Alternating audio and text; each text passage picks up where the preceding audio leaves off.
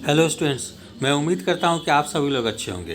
बिहार संयुक्त प्रवेश परीक्षा परिषद के द्वारा Bihar State Food and Civil Supplies Corporation Limited के अधीन सहायक प्रबंधक, सहायक लेखा पदाधिकारी, लेखापाल, गुणवत्ता नियंत्रक एवं निम्नवर्गीय लिपिक के पदों पर नियुक्ति हेतु ऑनलाइन कंप्यूटर बेस्ड परीक्षा यानी CBT के आधार पर पैनल निर्माण के लिए विज्ञापन जारी की गई है। ठीक है, इसमें हम लोग जैसे यहाँ देखते हैं कि इसमें सबसे पहले देखते हैं सहायक प्रबंधक के पद के लिए। तो ये कुल पद 262 हैं, वेतनमान लेवल 7 की है। और इसके लिए एजुकेशनल क्वालिफिकेशन या शैक्षणिक योग्यता क्या होनी चाहिए? तो किसी मान्यता प्राप्त विश्वविद्यालय या AICTE से मान्यता प्राप्त संस्थानों से मास्टर इन बिजनेस एडमिनिस्ट्रेशन यानी MBA या post graduate diploma in business management की शैक्षणिक योग्यता प्राप्त हो। फिर AICTE द्वारा post graduate diploma in business management से post graduate diploma in management में नामांकन परिवर्तन करने वाले वर्ष 2007 के बाद post graduate diploma in management की शैक्षणिक योग्यता प्राप्त हो। स्पष्टीकरण में है, शैक्षणिक योग्यता में निर्धारित डिग्री के अलावा किसी भी समकक्ष या डिग्री के परिवर्तित नाम के आधार पर मान्यता नहीं होगी। इस प्रकार से जो स्टूडेंट MBA किए हैं वो और उम्र सीमा के अंदर हैं, यानी generals 37 years, OBC 40 years, SC 42 years, वे लोग सहायक प्रबंधक या असिस्टेंट मैनेजर के कुल 262 पदों के लिए आवेदन कर सकते हैं। फिर सहायक लेखा पदाधिकारी पदों की संख्या 20 है, लेवल 7 की वेतनमान है। इसके लिए जो एजुकेशनल क्वालिफिकेशन वो है चार्टेड अकाउंटेंसी के साथ किसी मान्यता प्राप्त विश्वविद्यालय से BCom की डिग्री। फिर किसी मान्यता प्राप्त विश्वविद्यालय से BCom की डिग्री के साथ केंद्र सरकार बिहार सरकार में या केंद्र सरकार बिहार सरकार के उद्यम या निगम में सहायक लेखा पदाधिकारी अथवा समकक्ष पद का 5 वर्ष का अनुभव है। फिर लेखापाल के लिए 10 पद जारी किए गए हैं, लेवल 4 की पद है।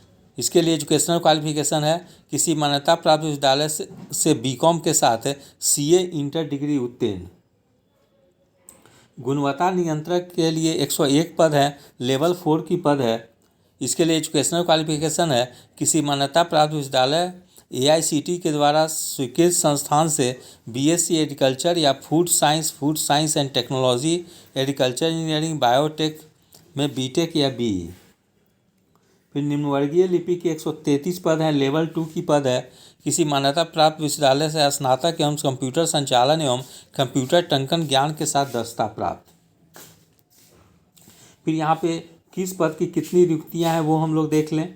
जैसे सहायक प्रबंधक पोस्ट कोड 8 के लिए अनुसूचित जाति के लिए 22 पद हैं, अनुसूचित जाति महिला के लिए 13 पद है, अनुसूचित जनजाति के लिए कोई पद नहीं है पुरुष में, अनुसूचित जनजाति महिला के लिए 1 पद है, अत्यंत पिछड़ा वर्ग के लिए 20 पद है, जबकि अत्यंत पिछड़ा वर्ग महिला के लिए 12 पद है, पिछड़ा वर्ग के लिए 18 पद है, पिछड़ा वर्ग महिला के लिए 9 पद है, पिछड़े वर्गों की महिला के लिए 9 पद है, अनारक्षित में 96 पद है, अनारक्षित महिला के लिए 36 पद है और आर्थिक रूप से कमजोर वर्ग के लिए 26 पद है। इस प्रकार से कुल 262 पद हैं। इस सहायक लेखा पदाधिकारी पोस्ट कोड 2 में अनुसूचित जाति के लिए 2 पद, अनुसूचित जनजाति के लिए 1 पद, अनुसूचित जनजाति महिला के लिए 1 पद, अत्यंत पिछड़ा वर्ग के लिए 3 पद, अत्यंत पिछड़ा वर्ग महिला के लिए 1 पद, पिछड़ा वर्ग के लिए 1 पद, पिछड़ा वर्ग महिला के लिए 1 पद, अनारक्षित के लिए 4 पद, अनारक्षित महिला के लिए 3 पद, आर्थिक रूप से कमजोर वर्ग के लिए 2 पद। इस प्रकार से कुल 20 पद हैं। वहीं लेखापाल पोस्ट कोड 3 में अनुसूचित जाति के लिए 2 पद, फिर है अत्यंत पिछड़ा वर्ग के लिए 2 पद, पिछड़ा वर्ग के लिए 2 पद, अनारक्षित के लिए 3 पद, आर्थिक रूप से कमजोर वर्ग के लिए 1 पद, यानी कुल 10 पद हैं। फिर गुणवत्ता नियंत्रण पोस्ट कोड 4 के लिए अनुसूचित जाति के लिए 16 पद, अनुसूचित जनजाति के लिए 1 पद, पिछड़ा वर्ग के लिए 18 पद, पिछड़ा वर्ग महिला के लिए 12 पद, फिर है पिछड़े वर्ग की महिला के लिए 3 पद, अनारक्षित श्रेणी में 41 पद है, आर्थिक रूप से कमजोर वर्ग महिला के लिए 10 पद है। निम्न वर्गीय लिपिक में अनुसूचित जाति के लिए 14 पद, अनुसूचित जाति महिला के लिए 8 पद, अनुसूचित जनजाति के लिए 1 पद, अनुसूचित जनजाति के लिए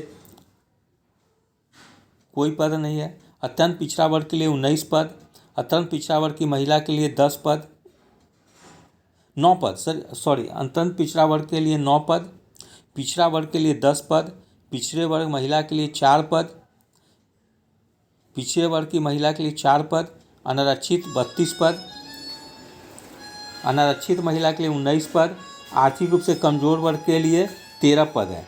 इस प्रकार से कुल 133 पद है। राष्ट्रीयता में आवेदक को भारत का नागरिक होना चाहिए। आयु सीमा, न्यूनतम आयु दिनांक 1 जनवरी 2022 को 21 वर्ष, अधिकतम आयु वही होगी जो समय समय पर राज्य सरकार द्वारा निर्धारित की जाएगी। आयु की अधिकतम सीमा दिनांक 1 जनवरी 2022 के प्रभाव से माना जाएगा। तो अनारक्षित पुरुष के लिए 37 वर्ष, पिछड़ा वर्ग अत्यंत पिछड़ा वर्ग पुरुष एवं महिला के लिए 40 वर्ष, अनारक्षित वर्ग महिला के लिए 40 वर्ष, अनुसूचित जाति अनुसूचित जनजाति पुरुष एवं महिला के लिए 42 वर्ग। दिव्यांग अभ्यर्थियों के लिए आयु सीमा में 10 वर्ष की छूट रहेगी। फिर है समान प्रशासन विभाग के परिपत्र संख्या 5374 दिनांक 2 अप्रैल 2013 के अनुसार भूतपूर्व सैनिकों को उम्र सीमा में 3 वर्ष तक प्रतिरक्षा सेवा में बिताई गई सेवा अवधि के योग के समतुल्य रियायत दी जाएगी, बशर्ते कि उनकी वास्तविक उम्र आवेदन देने की तिथि को 57 वर्ष से अधिक नहीं होनी चाहिए। फिर है समान प्रशासन विभाग के संकल्प ज्ञापन 16/7/2007 के आलोक में सरकारी सेवकों द्वारा उच्चतर वेतनमान की सेवा संवर्ग में जाने के लिए प्रतियोगिता परीक्षा में भाग लेने हेतु अधिकतम आयु सीमा में 5 वर्ष की छूट की व्यवस्था पूर्ववत लागू रहेगी। फिर ऑनलाइन कंप्यूटर बेस्ड परीक्षा, यह परीक्षा ऑनलाइन कंप्यूटर बेस्ड होगी। ऑनलाइन कंप्यूटर बेस्ड में अभ्यर्थियों की संख्या अधिक होने पर एक पाली से अधिक पालियों में परीक्षा आयोजित की जाएगी। ऑनलाइन कंप्यूटर बेस्ड परीक्षा में भाषा का माध्यम अंग्रेजी हिंदी होगा। परीक्षा में पूछे गए प्रश्न वस्तुनिष्ठ या ऑब्जेक्टिव होंगे और प्रत्येक प्रश्न के लिए 1 अंक निर्धारित होगा। ऑनलाइन कंप्यूटर बेस्ड परीक्षा के लिए कुल प्रश्नों की संख्या 100 होगी। ऑनलाइन कंप्यूटर बेस्ड परीक्षा की कुल अवधि 2 घंटे 15 मिनट होगी। ये देखिएगा सहायक प्रबंधक पद के लिए यहाँ सिलेबस बताई गई है। तो ये 3 खंड में सिलेबस को बांटी गई है। जैसे सेक्शन ए में जनरल स्टडीज और मेंटल एबिलिटी से 30 प्रश्न पूछे जाएंगे जो कि ग्रेजुएट लेवल की होगी, जबकि सेक्शन बी में Indian language, Hindi, English and management से 40 प्रश्न होंगे, ये भी ग्रेजुएट लेवल की होगी। जबकि सेक्शन सी में Indian economy and Indian agriculture से 30 प्रश्न दिए जाएंगे, ये भी ग्रेजुएट लेवल की होगी।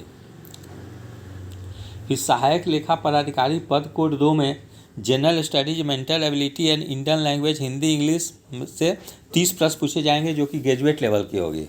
जबकि अकाउंटिंग एंड ऑडिटिंग के लिए 30 प्रश्न होंगे, ये ग्रेजुएट लेवल की होगी। ठीक है। फिर है इंडियन इकोनॉमी 20 प्रश्न होंगे और Indian economy and Indian agriculture से 20 प्रश्न होंगे। ठीक है। फिर है पोस्ट कोड 3 लेखापाल के लिए सेक्शन ए में general studies, mental ability, Indian language, Hindi, English से 30 प्रश्न पूछे जाएंगे जो कि ग्रेजुएट लेवल की होगी। सेक्शन बी में अकाउंटिंग एंड ऑडिटिंग से 40 प्रश्न पूछे जाएंगे जो ग्रेजुएट लेवल की होगी। सेक्शन सी में Indian economy and Indian agriculture से 30 प्रश्न पूछे जाएंगे जो ग्रेजुएट लेवल की होगी। गुणवत्ता नियंत्रक में सेक्शन ए से जनरल स्टडीज, मेंटल एबिलिटी से 50 प्रश्न पूछे जाएंगे। सेक्शन बी में इंडियन लैंग्वेज, हिंदी, इंग्लिश से 20 प्रश्न पूछे जाएंगे और इंडियन एग्रीकल्चर से 30 प्रश्न पूछे जाएंगे सेक्शन सी में। निम्न वर्गीय लिपिक पद कोड 5 में जनरल स्टडीज, मेंटल एबिलिटी से 50 प्रश्न, इंडियन लैंग्वेज, हिंदी, इंग्लिश से 20 प्रश्न, कंप्यूटर प्रोफिशिएंसी से 30 प्रश्न पूछे जाएंगे जो ग्रेजुएट लेवल की होगी।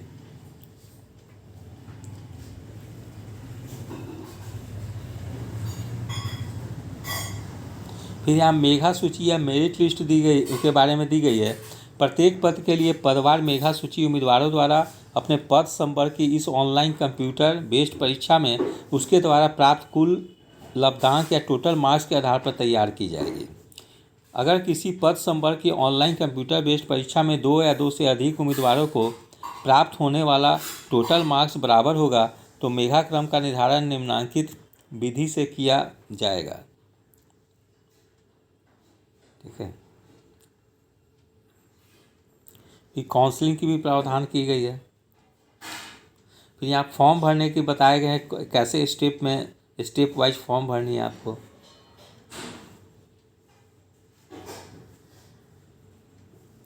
अच्छा, फिर यहाँ एग्जामिनेशन फ़ी के बारे में बताई गई है कि समान आर्थिक रूप से कमजोर वर्ग, पिछड़ा, अत्यंत पिछड़ा वर्ग के पुरुष महिला अभ्यर्थियों को 1200 रुपये की राशि परीक्षा शुल्क के रूप में भुगतान करना होगा, जबकि अनुसूचित जाति अनुसूचित जनजाति कोटि के पुरुष और महिला अभ्यर्थी एवं दिव्यांग कोटि के पुरुष महिला अभ्यर्थियों को 600 रुपये की राशि परीक्षा शुल्क के रूप में भुगतान करना होगा। फिर यहाँ कैसे आपको पेमेंट करनी है उस सब के बारे में डिटेल्स दी गई है और फॉर्म कैसे फिलअप करनी है। फिर आगे हम लोग देखते हैं परीक्षा केंद्र में प्रवेश पत्र एडमिट कार्ड। किसी आवेदक को अगर परीक्षा केंद्र आवंटित कर दिया जाता है तो इसके उपरांत किसी भी कारण से परीक्षा केंद्र में परिवर्तन नहीं किया जा सकेगा। Bihar State Food and Civil Supply Corporation के विवेकानुसार किसी या सभी परीक्षा केंद्रों को बदलने का निर्णय अनुसार पुनर्परीक्षा लेने के लिए स्वतंत्र होगा। Bihar State Food and Civil Supply Corporation को परीक्षा केंद्रों के अनुसार बदलने का अधिकार सुरक्षित रहेगा।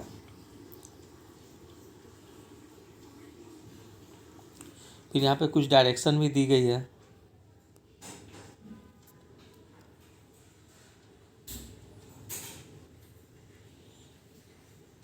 फिर यहाँ पे सिलेबस भी बताई गई है, जैसे असिस्टेंट मैनेजर के पद की जो होने वाली है उसमें जनरल स्टडीज़ की यहाँ सिलेबस दी गई है डिटेल्स में। ठीक है, फिर मेंटल एबिलिटी में क्या क्या पूछी जाएगी उसकी सिलेबस दी गई है। फिर इंडियन लैंग्वेज हिंदी इंग्लिश में कहाँ से पूछे जाएंगे प्रश्न वो दी गई है। फिर सबसे महत्वपूर्ण है मैनेजमेंट, तो मैनेजमेंट का डिटेल्स में आपको टॉपिक यहाँ पे उल्लेख कर दी गई है कि आपको कौन कौन सी चीज़ पढ़नी है। ठीक है, जैसे एक में मैनेजमेंट इंफॉर्मेशन सिस्टम में आपको डिटेल्स में पढ़नी है, फिर ह्यूमन रिसोर्स डेवलपमेंट पढ़नी है, फिर मैनेजरियल फंक्शन पढ़नी है आपको, फिर मैनेजरियल कंट्रोल सिस्टम पढ़नी है उसके बारे में डिटेल्स में, मार्केटिंग मैनेजमेंट के बारे में पढ़नी है, फिर इंडियन इकोनॉमी के बारे में पढ़नी है,